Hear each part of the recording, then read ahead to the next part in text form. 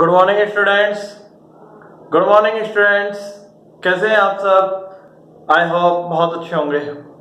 Last time पे बच्चों हम बात कर रहे थे, फिजिकल वर्ल्ड की बात कर रहे थे। और फिजिकल वर्ल्ड की जब हम बात कर रहे थे तो मैंने उसमें आपको बताया था भौतिक विज्ञान की शाखाओं के बारे में, आधुनिक भौतिकी, चिरसम्मत भौतिकी, इनके भागों के बारे में बताया था। फिर उसके बाद प्रकृति के मूल बलों की बात की थी। प्रकृति के मूल बल हमने प्रकृति के 4 मूल बलों की बात कर ली थी: नाभिकीय बल, दुर्बल बल, स्थिर विद्युत बल और गुरुत्वाकर्षण बल। आज फिर हमने उसके बाद संरक्षण नियमों की बात कर ली थी, जिसमें हमने बताया ऊर्जा संरक्षण है, पहला ऊर्जा संरक्षण का बताया। फिर 3 संरक्षण नियम और हैं, उनके बारे में मैं आज आपको बताऊंगा। ये हम बात करेंगे आज 3 संरक्षण नियमों की।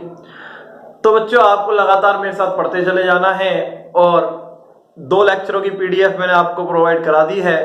और अब ये बचे हुए जो चल रहे हैं इनकी पीडीएफ आपको नहीं मिलेगी, क्योंकि ये मैं सब ब्लैक बोर्ड पे लिखा रहा हूं। जब पीडीएफ मिलेगी तब मैं आपको बता दूंगा कि इसकी पीडीएफ मिलेगी, इसको आपको नोट नहीं करना है। और अभी जो मैं पढ़ाऊंगा वो ब्लैक बोर्ड पे ही लिखूंगा, इसकी पीडीएफ आपको नहीं मिलेगी, तो आपको यहाँ से ही नोट करना है। कल का काम आपने नोट कर लिया होगा, लगातार आप मेरे साथ पढ़ते चले जाइए। पहला आपने देख लिया था बच्चों ऊर्जा संरक्षण। क्या देख लिया था? ऊर्जा संरक्षण आपने देख लिया था। दूसरा है अब आवेश संरक्षण। दूसरा कौन सा है? आवेश संरक्षण।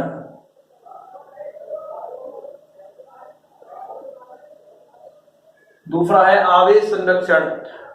आवेश संरक्षण के नियम के अनुसार किसी प्रक्रिया से पहले, प्रक्रिया कुछ भी हो सकती है बच्चों, प्रक्रिया फिजिक्स के अंदर कुछ भी हो सकती है। मैं कह रहा हूं आवेश संरक्षण का मतलब होता है किसी प्रक्रिया कुछ भी हो सकती है, किसी प्रक्रिया से पहले का कुल आवेश और उस प्रक्रिया के बाद का कुल आवेश दोनों क्या रहते हैं? बराबर। संरक्षण का मतलब होता है बराबर रहना, यानी कि किसी प्रक्रिया से पहले वो चीज और किसी प्रक्रिया के बाद वो चीज हमेशा क्या रहती है? बराबर रहती है। आवेश संरक्षण की बात हो रही है तो आवेश किसी प्रक्रिया से पहले और किसी प्रक्रिया के बाद हमेशा क्या रहेगा? बराबर। तो वो आवेश संरक्षण का नियम कहलाता है। तो क्या कहेंगे? आवेश संरक्षण के नियमानुसार, आवेश संरक्षण के नियमानुसार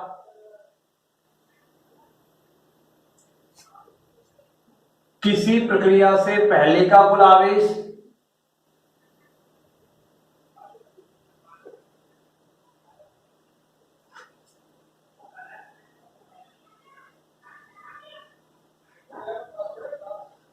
तथा प्रक्रिया के बाद का कुल आवेश सदैव बराबर रहता है, सदैव बराबर रहता है।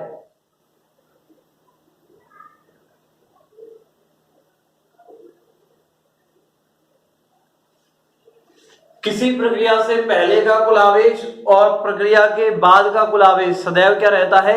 बराबर रहता है बच्चों। किसी प्रक्रिया से पहले का कुल आवेश, प्रक्रिया के बाद का कुल आवेश बराबर रहता है। प्रक्रिया वो कुछ भी हो सकती है। एक एग्जांपल ले लेते हैं, एक रिएक्शन ले ली है मैंने,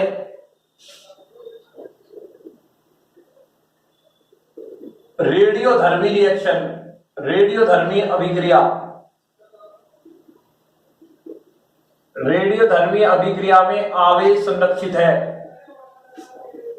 आवेश संरक्षित रहता है।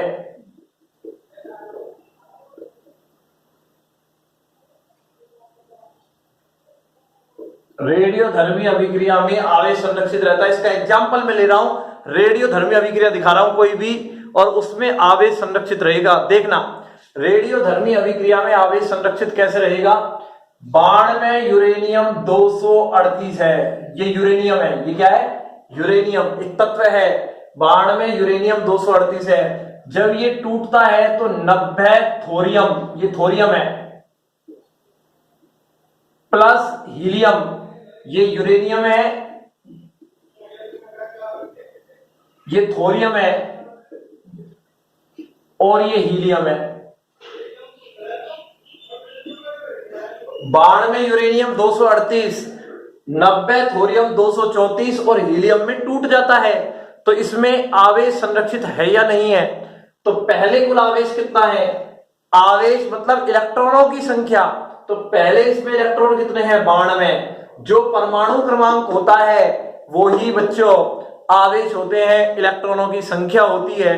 परमाणु क्रमांक है इसका 92, तो इसमें इलेक्ट्रॉन कितने हैं? आवेश है 92 इलेक्ट्रॉन के बराबर।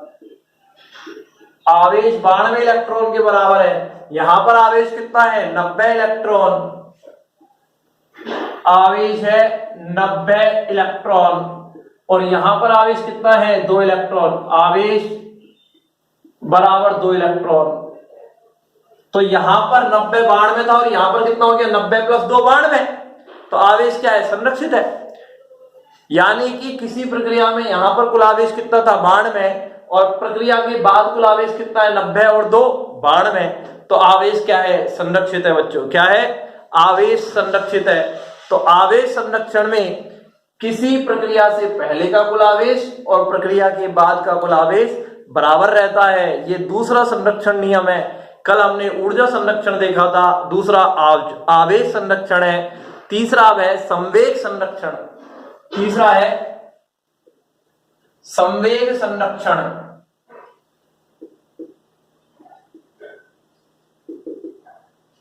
इसमें क्या होगा? किसी प्रक्रिया से पहले का कुल संवेग और प्रक्रिया के बाद का कुल संवेग बराबर रहेगा। अब आप पूछेंगे संवेग क्या होता है? ये सारी चीजें हम फिजिक्स के अंदर पढ़ेंगे। कार्य क्या होता है, बल क्या होता है, ऊर्जा क्या होती है, आवेश क्या होता है, विस्थापन क्या होता है, गति क्या होती है, त्वरण क्या होता है, संवेग क्या होता है, कोणीय संवेग क्या होता है, आवेग क्या होता है, ये पृष्ठ तनाव क्या होता है, ये सब हम फिजिक्स के अंदर पढ़ेंगे। अभी केवल प्रकृति के बारे में जान रहे हैं, फिजिक्स के बारे में जानकारी ले रहे हैं। संवेग इसी किताब में अंदर आएगा, तब अपन संवेग को आराम से पढ़ेंगे। अभी हम केवल संवेग संरक्षण के बारे में बात कर रहे हैं।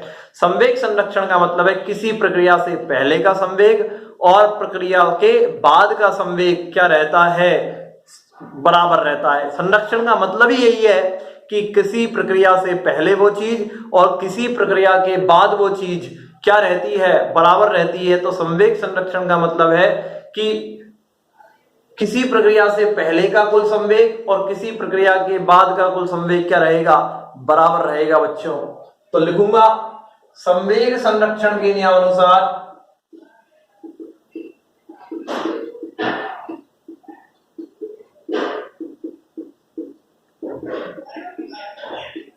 किसी प्रक्रिया से पहले का कुल संवेग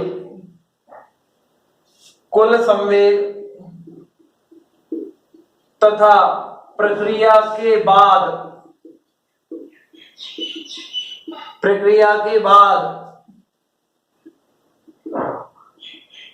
कुल संवेग सदैव बराबर रहता है।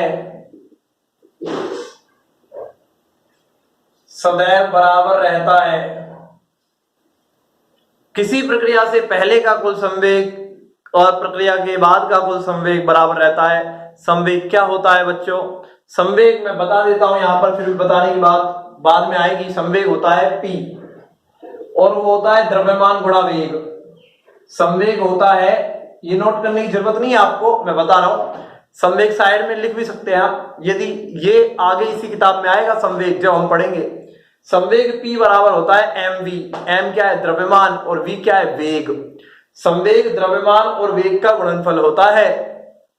केवल यहां पर हम संवेग संरक्षण की बात कर रहे हैं और संवेग संरक्षण ये कहता है कि किसी प्रक्रिया से पहले का संवेग और किसी प्रक्रिया के बाद का कुल संवेग क्या रहता है? बराबर रहता है। इसका एग्जाम्पल की बात करें तो बंदूक से गोली दागना। बंदूक से गोली दागना, जब बंदूक से गोली दागी जाती है तो गोली दागने से पहले का संवेग और गोली दागने के बाद का संवेग बराबर रहता है। गोली दागने से पहले का संवेग और गोली दागने के बाद का संवेग बराबर रहता है। ये हम आगे जब चैप्टर पढ़ेंगे तब उसमें ये एग्जांपल आएगा भी और मैं सिद्ध भी करके आपको दिखाऊंगा। तो ये बात हो गई है कि संवेग संरक्षण का मतलब है कि किसी प्रक्रिया से पहले का कुल संवेग और प्रक्रिया के बाद का कुल संवेग सदैव क्या रहते हैं, बराबर रहते हैं। इसमें कोई बड़ी बात नहीं होनी चाहिए। चौथा है कोणीय संवेग संरक्षण का नियम। कोणीय संवेग, ये कौन सा संवेग था, रेखीय। ये कौन सा था, रेखीय संवेग। ऊपर वाला रेखीय संवेग है, ये कौन सा संवेग है रहा है, कोणीय संवेग। कोणीय संवेग संरक्षण।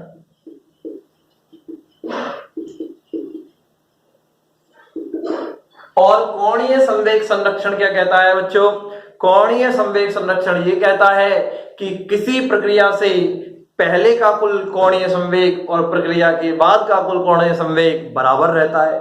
संरक्षण का मतलब ही फिजिक्स में क्या रहता है, बराबर, यानी कि पहले और बाद का वो चीज बराबर रहती है, प्रक्रिया कुछ भी हो सकती है। ये कोणीय संवेग संरक्षण का नियम है। तो कोणीय संवेग संरक्षण के नियमानुसार, कोणीय संवेग संरक्षण के नियमानुसार किसी प्रक्रिया से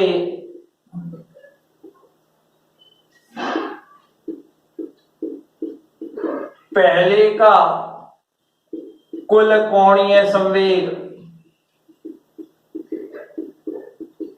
तथा प्रक्रिया के बाद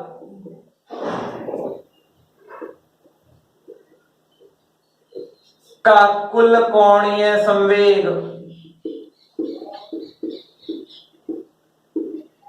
सदैव बराबर रहता है।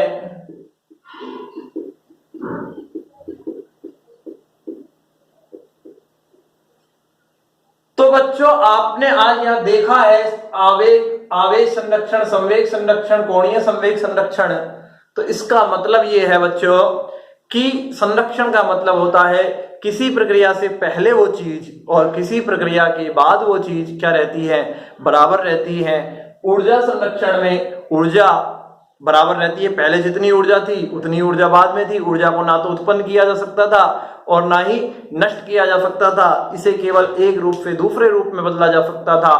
आवेश संरक्षण में आवेश क्या रहता है, संरक्षित रहता है, यानी कि पहले जितना आवेश था उतना ही आवेश बाद में रहता है, ये आपने बताया।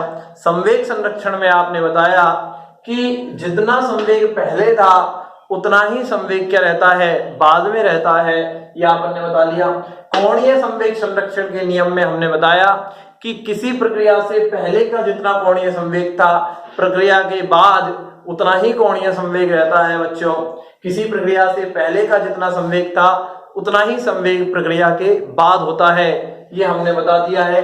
तो आपको प्रकृति के मूल बलों के बारे में जानकारी, फिजिकल वर्ल्ड के बारे में जानकारी, फिजिक्स की शाखाओं के बारे में जानकारी, कौन कौन से संरक्षण नियम होते हैं उसके बारे में जानकारी, ये आपको सब यहाँ से मिल चुकी है बच्चों। तो इसमें आपको कोई बड़ी बात नहीं होनी चाहिए, कोई दिक्कत की बात नहीं होनी चाहिए और आराम से शुरू के 2 लेक्चरों की पीडीएफ मैंने आपको प्रोवाइड करा दी है। शुरू के 2-3 लेक्चरों की पीडीएफ आपको मिल गई है।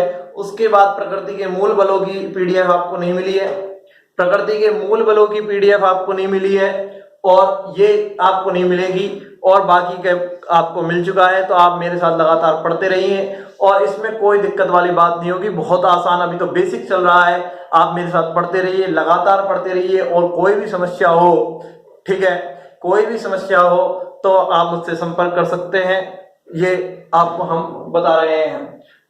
तो आज के लिए इतना ही काफी है बच्चों। कल हम नया टॉपिक देखेंगे, फिजिकल वर्ल्ड, फिजिक्स के बारे में जानकारी लेंगे और आगे बढ़ेंगे। तो आज के लिए इतना ही काफी है। बहुत आराम से, बहुत धीरे धीरे आराम से हम पढ़ रहे हैं। धीरे धीरे हम स्पीड को भी बढ़ाएंगे, टाइम को भी बढ़ाएंगे, लेकिन अभी हम आराम से पढ़ रहे हैं। आप टेंशन मत लीजिए और आराम से मेरे साथ पढ़ते जाइए, सब कुछ आपको समझ में आएगा। धन्यवाद।